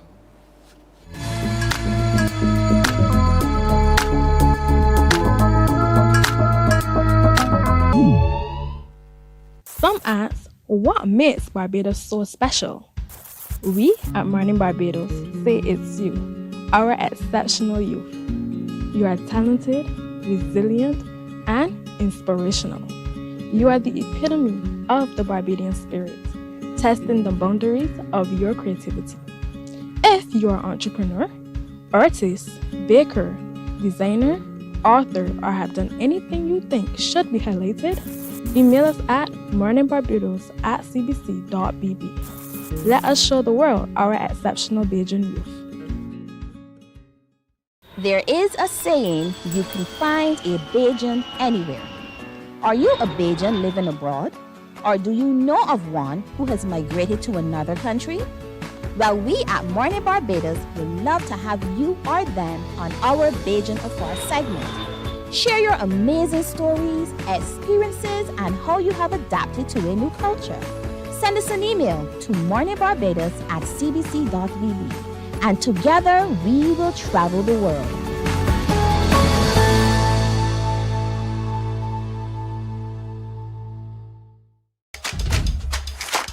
This is where Barbadian football lives. Every Monday from 8:03 p.m., step onto the touchline. A 30-minute show featuring the BFA Premier League. Join Anmar Goodrich Boyce and Damian Best as they review the action. The goals, the grit, the glory, and the stories shaping the league. From kickoff to the final whistle, this is your front row seat to Monday Night Football. Touchline, bringing you closer to the BFA Premier League. See you on the Touchline, live on TV8. Touchline, sponsored by Dasani. Live first, Dasani after. And Powerade. Pause is power. Morning, morning, morning. Good morning. Good morning to you. We're talking education now, and when Sandy Field-Kelman speaks, the world stops and the world listens. And so we thought, let's listen to Sandy Field-Kelman to gather her views on preschool education, how at a very early stage we begin to have meaningful communication with our children and provide them opportunity to learn, and to learn in a positive way as well. Sandy, good morning. Good morning, Pearson. And how are you today? I'm doing well. Lovely in pink, pretty in pink. Well, look at you too.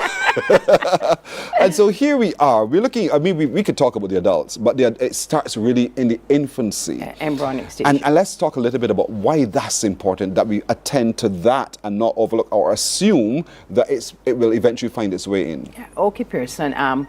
Early childhood and preschool is really the nursery, and preschool is the start, the embryonic ages and stages of a child's development for life.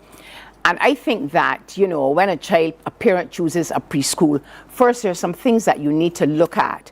You need to look at the numbers, especially if your child has had some kind of, challenge, or you have that child tested.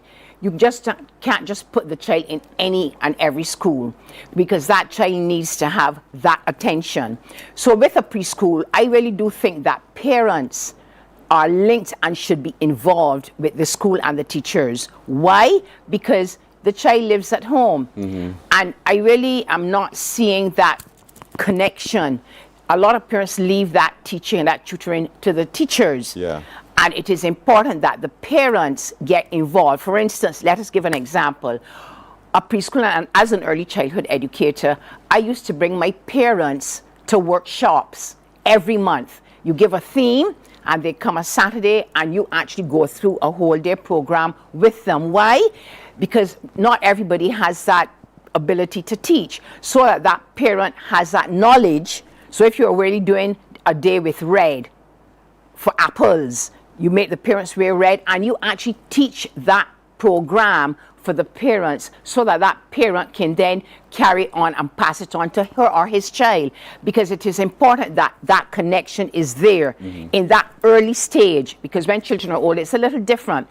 So I suggest that parents really find time, or even ask teachers or the school to have these workshops. Is very, very important. And you're right. And you're right, because, and sorry, I didn't want to interrupt you just so, because remember, folks, I told you at the very beginning about guarding heart and mind, and that guardianship of your heart and mind of your little one starts while they're quite young still. Even in determining the classroom size or the kind of school into which, as a preschool, you place your child, you have to really be a lot more intentional in how you have that kind of relationship in making sure your child has a great start. And that's what Sandy's talking about now, isn't it? Yes, because that early, and of course my love, reading. Yes. Right? I think that you, the person, need to create an environment at home, forget the school now, where that child has that learning and is conducive to learning and interaction. So you, the parent, need to provide that a little area, set up for the child, a nice mat and cushions and teddy bears and books and so on, and have that interaction with that child. That environment is very, very necessary. Just don't let the child go to school. So you set up that little area where you, as a parent, can actually become the teacher, but it must be visual.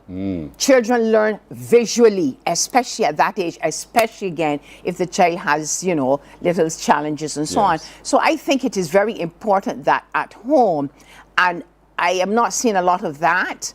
I mean, years ago, like when I was growing up, my parents, my father, he read the newspaper, Mutt and Jeff, and different things to us. And then he would ask us to explain what he said.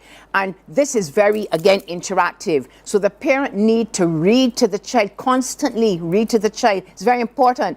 Ask the child to explain, so that that child has an understanding of words and vocabulary and grammar and a sense of things around the world, like the little boy that you just interviewed and so on. It starts there. So environments at home is very important. Taking the child out when you go to the supermarket, showing the child labels. My dad used to show us the labels on the Green Giant tin. So, and explain to them when you're driving and you see signs and so on, you explain and ask the child, what is that? So that you have that continuous, interaction with the child, and that thing is there.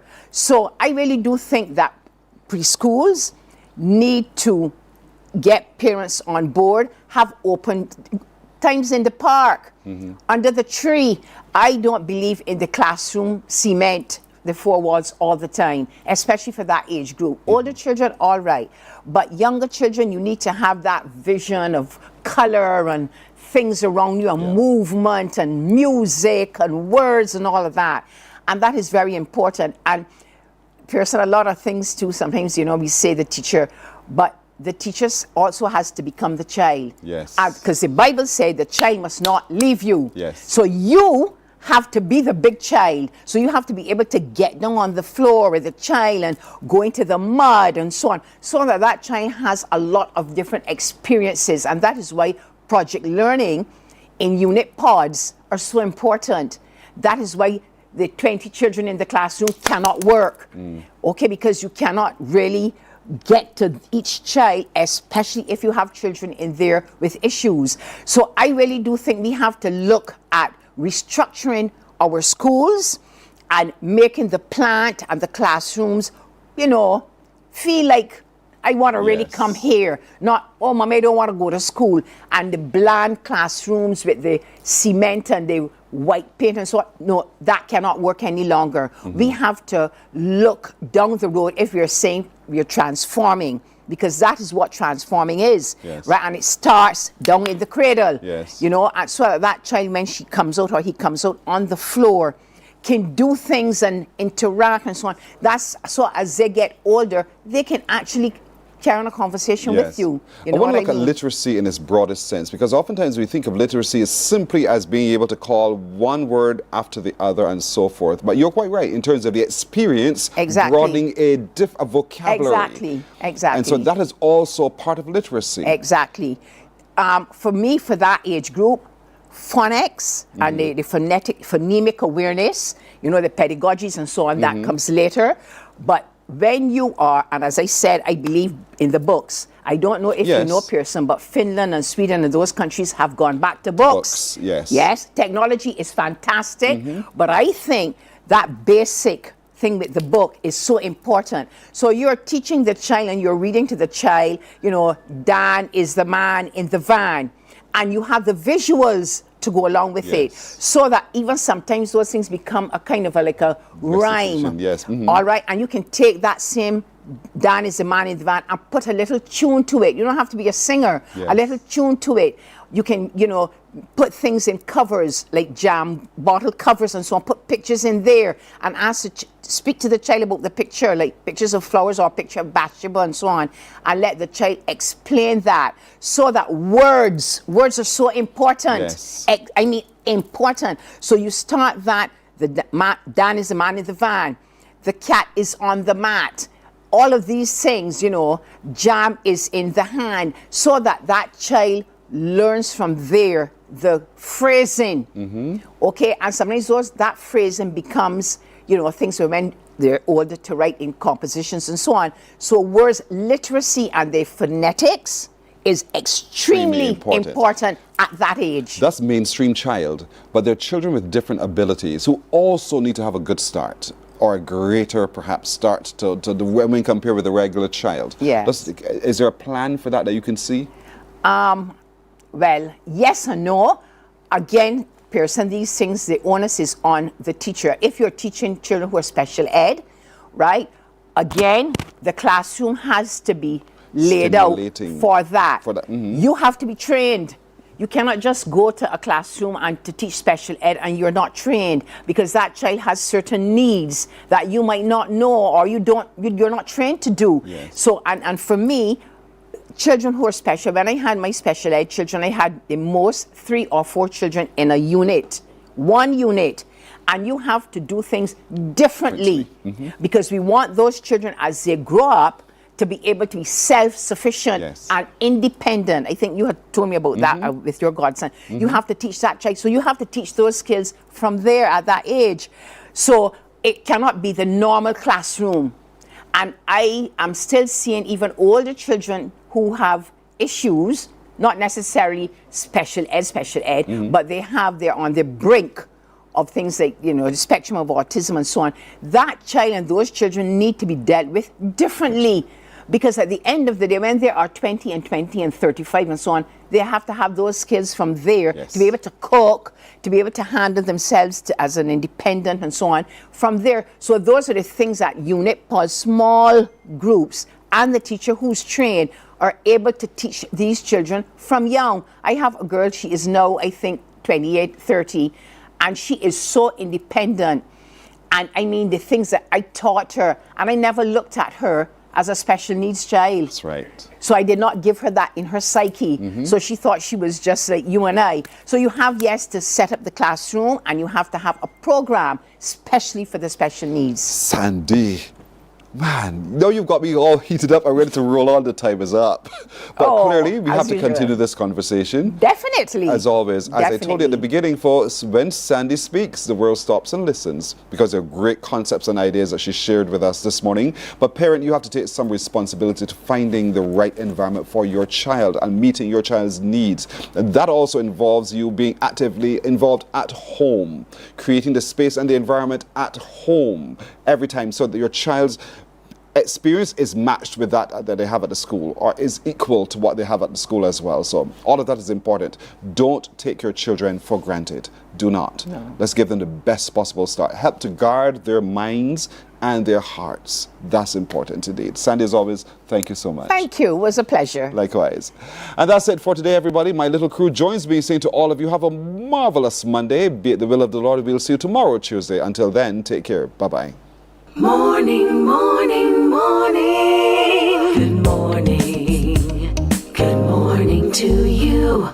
Wake up, wake up, wake up, wake up. Barbados, get up. Good morning.